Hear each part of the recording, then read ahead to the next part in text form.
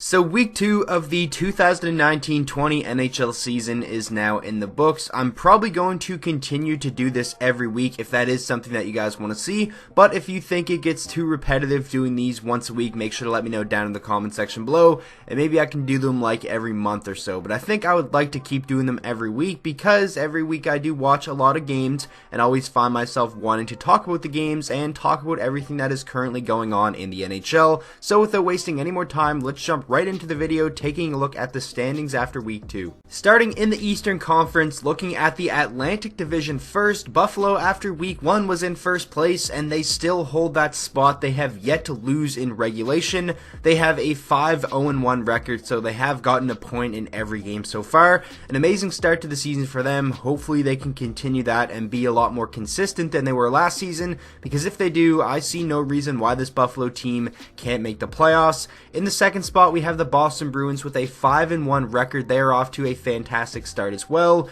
The Toronto Maple Leafs at the number 3 spot, so they're definitely picking up their play with a 2-game winning streak. Their last 2 wins coming against the Minnesota Wild and the Detroit Red Wings. Both wins were relatively convincing as well, so they're in third with a 4-2-1 record. And then we have the Tampa Bay Lightning with a 3-2-1 record for 4th place, so they kind of look human through the first 2 weeks of the NHL season, but in my opinion, it's only a matter of time before they really start hitting their stride and, becoming one of the most dominant teams in the NHL, just like they were last regular season. And then we have the Red Wings. I believe in last week's video they were 3-1, so they went 0-2 this week. I enjoyed them winning while it lasted, and you never know, they're still at 500. Hopefully it could keep up, but I'm pretty sure everybody, including myself, knew that the Detroit Red Wings were going to slow down eventually, so they're currently sitting in 5th with a 3-3 record. Below them in 6th place is the Florida Panthers with a 2-2-2 record for 6 points. Florida, definitely a team that has probably disappointed over their first couple of games of the season, but certainly wouldn't worry about them just yet because, like Tampa Bay, I think it is only a matter of time before the Florida Panthers really hit their stride and start stringing a lot of wins together. In 7th place, we have the Montreal Canadiens tied with the Florida Panthers, also a 2-2-2 record. Same as with Montreal, I wouldn't panic just yet. It's really early on in the season, and I definitely think they should climb up at least a couple more spots in the Atlantic Division. And then in last place, obviously, we have the Ottawa Senators. Through 5 games of the season, they have a 1-4 record, like everybody expected. But for Ottawa, hopefully guys like Brady Tkachuk, Thomas Chabot, and all the young players that they want to develop for the future can have big years, even though Ottawa is most likely going to be one of the worst, if not the worst teams in the entire league. Now moving over to the Metro, we have the Carolina Hurricanes still holding that number 1 spot after week 2. Through 7 games, they have a 6-1 record. I think I'm going to make a video on the Canes tomorrow, and I'm going to start a series called Contender or Pretender, and I think they're going to be the first team I do it on because they definitely have gotten off to a very hot start and are a very interesting team, at least through 2 weeks of the season. The Pittsburgh Penguins in the number 2 spot, 4-2 record through 6 games. Pretty impressive considering all the injuries that have plagued that team, but as long as you have Sidney Crosby there, I definitely think they're going to be a competitive team. The Washington Capitals through 7 games are 3-2-2. The New York Islanders with a 3-3 record through 6 games. The Flyers 2-1-1. Obviously, they've only played 4 games so far because of the Global Series layover. And then the New York Rangers through 3 games are 2-1. They were the first team to have a bye week, so that is why they got off to a slow start in terms of playing games. Then the Blue Jackets, a 2-3 record, and then the New Jersey Devils, still the only winless team in the NHL with an 0-4-2 record. I believe they play again tomorrow night, so hopefully they can get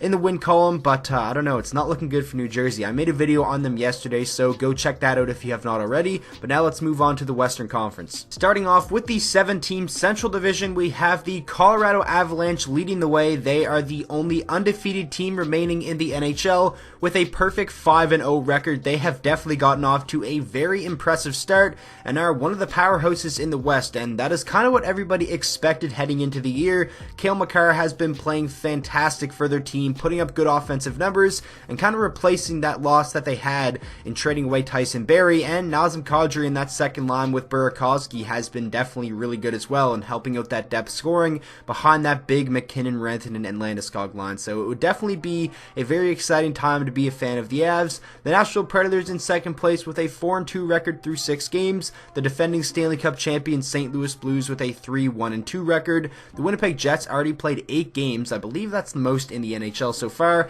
and they have a 4-4 record, so definitely not off to the greatest start, but it definitely wasn't looking good through the first couple of games, and they have gotten a couple of impressive wins, and guys like Ville Heinola have definitely been a big help on that depleted decor. And then you have the Chicago Blackhawks, 4 games played, a 1-2-1 record, so a bit of a shaky start for them, but I'm sure there's still a lot of time for them to get going. And then we have the Dallas Stars, a 1-5-1 record. I remember I made a video on them heading into the season talking about if they are legit contenders, and a lot of people said yeah, for sure they are, but they have not looked like it whatsoever. And if they don't start to put some wins together, this is a team that definitely could miss out on the playoffs. And then in 7th place in the Central, kind of what everybody expected, you have the Minnesota Wild with a 1-5 record. Moving on now to the Pacific, you have the very impressive Edmonton Oilers with a 5-1 record. We're going to talk about them a lot when we look at some of the points leaders later on in the video. And then you have the Anaheim Ducks with a 4-2 record, the Vegas Golden Knights 4-3 through 7 games in 3rd place, and then the Flames, after their win against Philadelphia last night, they are 3-3-1 for 4th in the Pacific. The Canucks 3-2 after defeating the Red Wings last night. The Coyotes are 2-2-1, so they definitely have picked up their slack after the first couple of games of the season where they really had trouble scoring. And then you have the LA Kings 2-4 and the San Jose Sharks 2-4 as well. Kind of surprising that they're still at the bottom of that division, but they did start 0-4, so they have strung 2 wins together. Hopefully they can kind of get back on track, because if they do, this is definitely a team that could still 100% make the playoffs. And now getting into the goal leaders after week 2, we have James Neal still leading the way with 8 goals. That is still a pretty crazy story. I'm definitely happy for James Neal, because last year was definitely a rough year for him, and now him finding a new home in Edmonton, a fresh start, he's definitely thriving in that new role and has really become a beast on the power play for them. And then we have Austin Matthews with 7 goals. He's off to a very hot start. Just like every October, he's off to a very hot start. And then we have Anthony Mantha and David Pastrnak tied for 3rd with 6 goals apiece, so they're definitely off to really good goal scoring starts.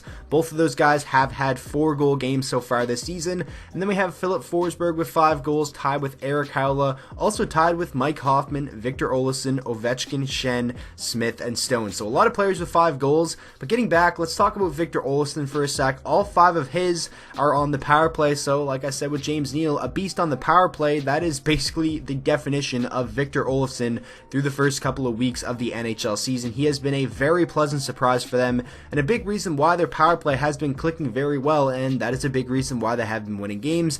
Then obviously you have Ovechkin up there. He's going to score a lot of goals. Braden Shen is off to a very good start, and Riley Smith has actually been kind of underrated over the first couple of weeks. A lot of the attention in Vegas obviously goes to guys like Mark Stone and Marc-Andre Fleury, but Riley Smith has been very good, and obviously Mark Stone has been a monster as well. I definitely think he's a dark horse for the Hart Trophy. I'm going to continue to stand by that. I had him as one of the dark horses heading into the season, and his play through the first couple of weeks is not really making me think otherwise. And now finishing out the video with looking at the overall points leaders, we're going to look at the top 15. Starting off, tied for first place, you have Draisaitl and McDavid, 12 points apiece, and they're tied with Scheifele and Laine, so you got 4 guys tied with 12 points. Patrick Laine has gotten off to a really good start, and he's kind of looked like a playmaker through the first couple of weeks of the season for Winnipeg, and that is definitely a really good sign that his all-around game is really coming together nicely. Obviously, everybody knows how good of a goal scorer he is, but he is one of the league leaders in assists so far through the first 8 games of the season for them. So Laine is off to a fantastic start after kind of a disappointing year last season. And then you have John Carlson with 11 points. A fantastic start for him, leading all defensemen in points so far. And then you have Pastrnak, Stone, and Crosby all with 10 points. Obviously, those are guys you would expect to be up there, among the league leaders in points. Anthony Mantha still up there with 9 points through Detroit's 6 games. I've been very, very impressed with him. Even the games where he hasn't scored, I thought he looked super dangerous, especially against the Leafs. And even though he didn't score last night against the Canucks, he had some really good chances, and he picked up an assist on the Larkin goal. And then you have Marchand, Rantanen, Eichel, Marner, Duchesne, and Riley all with 9 points apiece. Rantanen definitely off to a really good start, just like he was last year. Jack Eichel playing very well for that Buffalo team that overall has been playing well. And then you have the other Leafs that you expect to be up there, guys like Mitch Marner and Morgan Rielly. And Matt Duchene has been fantastic so far for the Nashville Predators. I definitely think through the first couple of weeks, they don't regret signing him to that contract whatsoever. So that is going to wrap up today's video. I really hope you guys did enjoy. Like I said at the start, make sure to let me know if you want me to continue to do this every week. I definitely would like to, but if it isn't something that you guys are interested in, or the views just keep getting lower and lower every week, I probably will stop and maybe make it a monthly thing. But I do have a lot of plans of video series that will be coming up. Like I mentioned in the video when talking about Carolina, I will be doing a contender or pretender series. I'm also going to be giving out monthly awards that I'm going to let you guys vote on as well on the community tab, so make sure to look out for that around the 29th of October. So thank you guys so much for watching today's video. I really hope you did enjoy, and make sure to drop a like on it if you did, and subscribe to the channel for daily NHL content, and I will see you guys all in the next video.